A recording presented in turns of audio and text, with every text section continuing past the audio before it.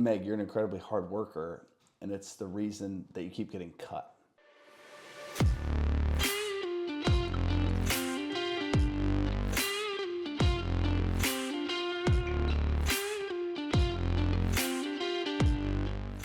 When it comes to development, working hard is a non-negotiable. We obviously understand that we need to work incredibly hard to be able to reach our goals.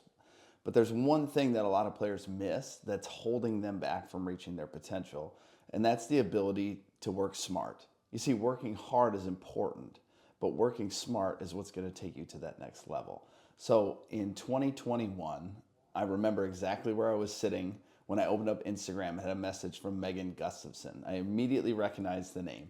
She's the 2019 National Player of the Year out of the University of Iowa, a dominant post player, and took the college basketball scene by storm. And Megan was in a tough spot. She had gotten drafted into the WNBA, but she continued to get cut. And so she was reaching out to me in an effort to see what she could do to take her game, to pivot, take her game to the next level, so hopefully that she could stick in the WNBA. So I was excited about this opportunity, and I started to watch more and more film of Megan and started to get an idea of what exactly it was that was holding her back from sticking on a WNBA roster. And so I go to our first workout, and I'll never forget it. I'm generally pretty early to these workouts. I show up about 20 minutes before we're set to start, and Megan's already in the gym. And not only is she already in the gym, she's already in a full sweat. She's been working out, getting loose. And so I could tell right away that she was obviously a dedicated basketball player. And there was one thing that stuck out, and I remember this happening as if it happened yesterday. We're about 15 minutes into the workout, and I stopped her, and I said, Meg, number one, you're an incredibly hard worker, and it's the reason why you've had all the success that you've had. And she smiled and said, thank you. And I said, well, hold up. I got one more thing coming. And I said, Meg, you're an incredibly hard worker, and it's the reason that you keep getting cut. Now, she looked at me like I was crazy. Like, how was I going to make sense of that statement that the reason that she keeps getting cut is that she works hard? You see, but here's the deal. When she played at Iowa at about 6'3", 6'4", she's generally the biggest player on the floor, the tallest player. She's got great length, but she's also the hardest working player on the floor. So if you watch footage of her when she's playing for the Hawkeyes, what you're going to see is a player that works incredibly hard, sprints the floor, gets to her spots, fights for the position that she wants, and then it's over for the defense. And so Megan took that mindset with her to the WNBA, except she had one change. She said, hey, these women in the WNBA are much more athletic. They're much more talented. I have to work even harder. And so that's what she did. That was her mindset. I'm going to outwork these people the same way I outworked people in high school and in college. And so what she would do is she would sprint the floor, she'd get to position, she'd back somebody down, except now when she's turning to finish at the rim, she's going against players like Brittany Griner or Liz Cambage at 6'9" and 6'8", and Megan's 6'3" to 6'4". And you see, Megan's physically disqualified from having a consistent amount of success in those situations. It doesn't mean that she can never have success, but from a consistency standpoint, she's going to struggle to have success. Megan's issue is that her only method of problem solving was to continue to work harder, and it wasn't going to work. So I've used this example before. I think it's kind of silly, but it sticks. If I were to go out on a track and race Usain Bolt, who when I was growing up, the fastest man in the world, it would sound really silly if I said, I'm just going to try as hard as I possibly can to beat him, because I'm not a runner, I'm not a sprinter, I'm physically disqualified from winning that battle. You see, what's great about basketball is that basketball is not like a track meet where if you're slower than someone, you're screwed. See, in basketball, we can change the ways that we solve problems. And so that's what we work to do with Megan. So Megan, being predominantly a back to the basket post player, all she cared about was getting to position, turning, and finishing. Now, she had great feet. She can finish with both hands. She's left-handed, which makes her a little bit unique at the block, but she's also really good with her right hand. And so we would joke that Megan, her method of problem solving was simply to get you buried at the block and then pivot you to death. There was a clip that I saw one time of her scoring, I think, 35 points on 0 dribbles. So Klay Thompson scoring 60 on 11 dribbles, I thought was crazy. But if Megan can score 35 on 0 dribbles, I think that's absolutely insane. But her ability to get to her spots and then finish over the top was unbelievable. And she dominated at the high school level and at the college level because she obviously won National Player of the Year. So that's all she knew. And so now she's getting to the WNBA. She's starting to struggle with this. What does she do? So I remember this first workout, I asked her how many threes she shot in college. And when I asked her this, we were currently going around the perimeter shooting, and I thought she had pretty good mechanics. So when I asked her how many she had shot, she laughed at me and said 2, and both were at the end of the shot clock, so she didn't have a choice. So realistically, in her 4 years at Iowa, she didn't shoot any threes. So I said, Meg, in order for you to be able to stick, you're going to ultimately look to add this to your game because it's going to help you on the perimeter getting more involved in ball screens, dribble handoffs, and things like that. Now, I also talked to her about some different things at the block. So I said, Meg, if you're disqualified from a physical standpoint of finishing consistently over someone that's taller, where do you have the advantage?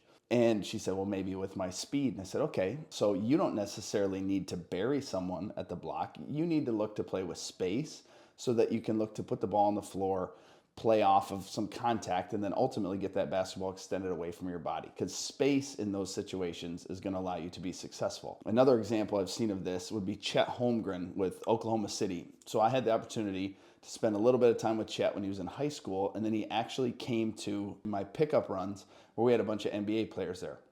And so Chet's weighing about 170 pounds at this time, so he's outmatched by 70 to 80 pounds against some of these NBA bigs.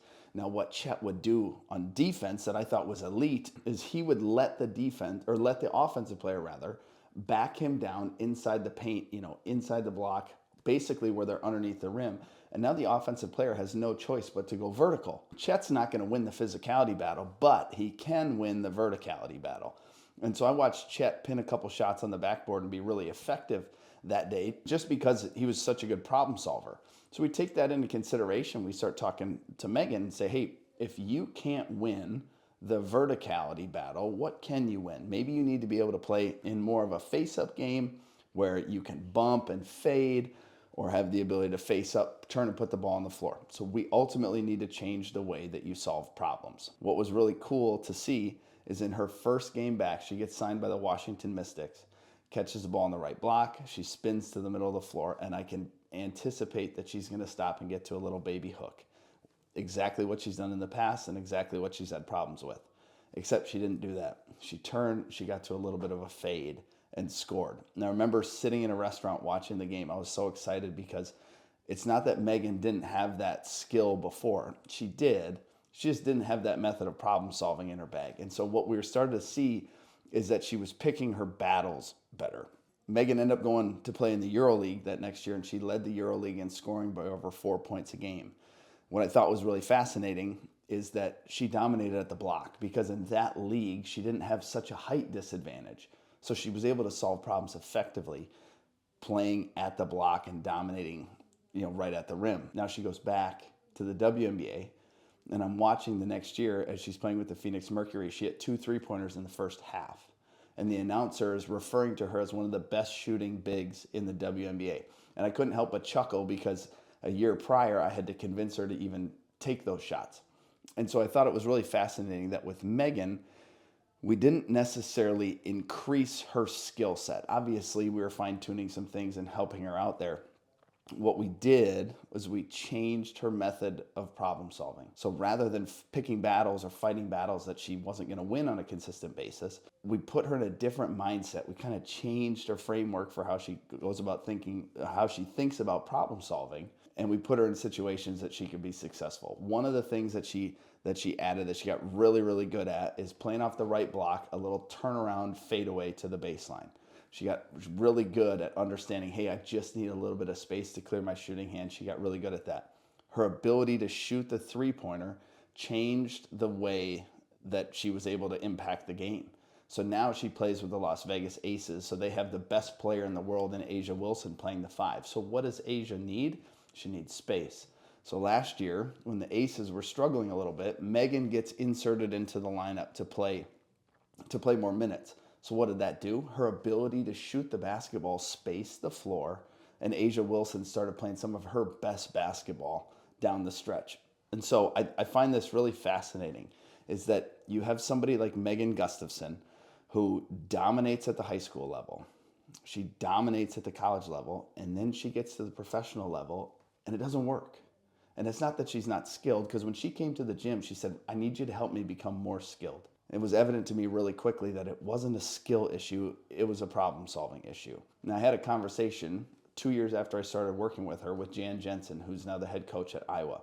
And Jan was at a workout. She said, man, I wish we would have taught her some of this stuff at the college level. And I stopped her immediately and said, there was no need to. She won National Player of the Year. She was the best player in college basketball. There was no need to add this. But as she got to the next level, some of the things didn't translate, and that's where the change needed to happen. I think that this fits with high school and youth players. So we work with a ton of youth players that are maybe more athletic than their peers. They're faster, or they're just bigger because they've grown before everybody else, and they can solve problems based off these physical tools. And then they get to the high school level, and maybe they had a speed advantage and they no longer have the speed advantage, or maybe they had a height advantage and now that height advantage has disappeared. How do they solve problems? And so really what this does is it doesn't expose their deficiencies from a physical standpoint. It exposes their deficiencies from a problem solving or a skill standpoint. So you're going to see a lot of young players that might not have a very good left hand, but they're able to just blow past people, and then they can finish with their right hand. Well, what happens when you can't blow past someone anymore? Well, you get exposed for a lack of skill. So Megan got exposed for a lack of problem solving once she got to the WNBA level. It wasn't a skill issue, it was simply problem solving. So once we changed her mindset and said, hey, we need to start picking battles that we can win, everything changed for her. She now plays for Spain's national team, so she got an opportunity to play in the Olympics last year. She had like 29 points and 20 rebounds against China on international television. It was awesome to watch her solve problems on the national stage. And I've also had a bunch of people say, oh, here's another trainer who turned a dominant back to the basket post player into a three-point shooting big. I mentioned it earlier. Megan has added the three-point shot into her game. And when she plays at the Olympic level or at the WNBA level, that's one of the ways that she can impact the game and solve problems. But she plays in the EuroLeague, she can play more back to the basket because that's an effective way for her to solve problems. So it's not that she's completely changed her game. She's ultimately just changed the way that she solved problems. And I think that that's a lesson that youth and high school players can learn from, is that you're going to do things at a certain level, but when it's time to move up, maybe that's middle school to high school or high school to college, there are going to be certain aspects of your game that simply don't translate. And that's okay. We just need to determine, hey, what are the battles that we can win? So then we want to pick those battles versus simply putting our head down and trying to fight battles that we have no chance at winning consistently.